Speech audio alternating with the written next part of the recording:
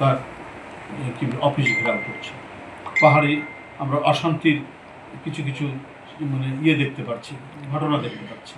হঠাৎ করে এই সমস্ত বিষয়গুলো মানুষকে নানাভাবে ভাবিয়ে তুলছে, মানুষকে উদ্বেগ উৎকণ্ঠিত করছে। এই সময় কেন এই ধরনের পরিস্থিতি তৈরি হচ্ছে? গার্মেন্টসে অশান্তি আমরা চিহ্ন এবং লক্ষণ আমরা দেখতে পাচ্ছি। তো এগুলো আমি মনে করি যে কোনো বিচ্ছিন্ন ঘটনা নয়, প্রতিটি ঘটনার সাথে কোনো চক্র জড়িত আছে। এই জন্য আমি বলবো আজকে সাংবাদিক ভাইরা যে আমাদের প্রত্যেককে কাঁধে কাঁধ মিলিয়ে দেশ বিরোধী যে সমস্ত কর্মকাণ্ড বা যে ধরনের কোনো মাস্টার প্ল্যান থেকে থাকে, অশুভ পরিকল্পনা থেকে থাকে, আমাদের প্রত্যেককে সেটি ব্যর্থ করতে হবে, সেটি নস্যাৎ করতে হবে। বন্ধুরা আমার, আজকে তিনটি বিষয় আমাদের সবাইকে ভাবিয়েছে।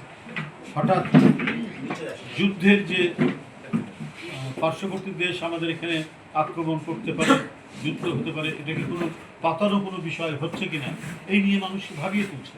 এখন এই কথা কেন? হ্যাঁ, আমাদের অনেক অমীমাংসিত বিষয় আছে, আমাদের পানি নিয়ে আছে, আমাদের ব্যবসা বাণিজ্য নিয়ে আছে, নানা কিছু নিয়ে অমীমাংসিত বিষয় থাকতে পারে। সেটা আলাপ আলোচনার ভিত্তিতে আমরা আমাদের যে কূটনৈতিক যে যুদ্ধ, কূটনৈতিক যে তৎপরতা, সেই তৎপরতার মধ্যে দিয়ে আমরা আমাদের স্বার্থকে অক্ষুণ্ণ রাখি। কিন্তু এখানে এই প্রশ্ন তোলা হচ্ছে কেন? এখানে আক্রমণ করার কথা বলা হচ্ছে কেন? এটাও কিন্তু মানুষকে ভাবিয়ে তুলছে। এই কথাগুলো কোনো পরিকল্পিত কোনো বিষয় হচ্ছে কিনা।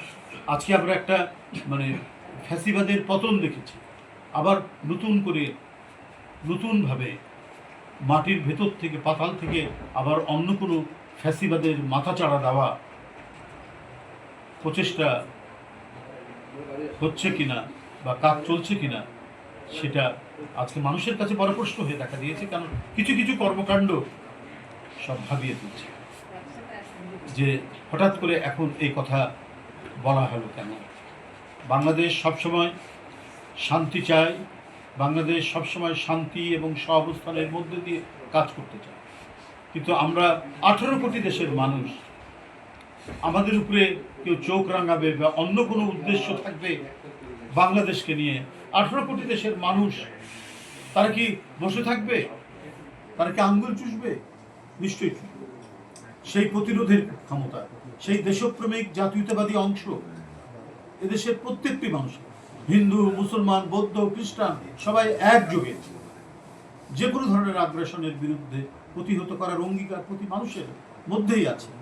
কিন্তু নতুন করে আক্রমণ যদি করে পার্শ্ববর্তী দেশ, যুদ্ধ হতে পারে, এই কথাগুলো এই মুহূর্তে বলা, এটা আমি মনে করি এটা একটা বড় ধরনের কোনো গেম প্ল্যান কিনা, এটা আজ সাধারণ মানুষের কাছে প্রশ্ন হয়ে দেখা দিচ্ছে।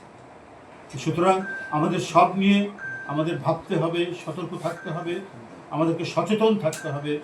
কোনো মাস্টার প্ল্যান, কোনো এজেন্ডা এই বাংলাদেশে বাস্তবায়িত হবে না, যেখানে ফ্যাসিবাদের উত্থান হতে পারে, যেখানে আবারও গণতন্ত্র বিনাশের নানা উদ্যোগ থাকতে পারে, যেখানে নির্বিচারে শিশু, কিশোর, তরুণ, শ্রমিক, নারী, পুরুষকে নির্বিচারে হত্যার আবার নতুন কোনো খেলা শুরু করতে না পারে কোনো ফ্যাসিবাদী চক্র।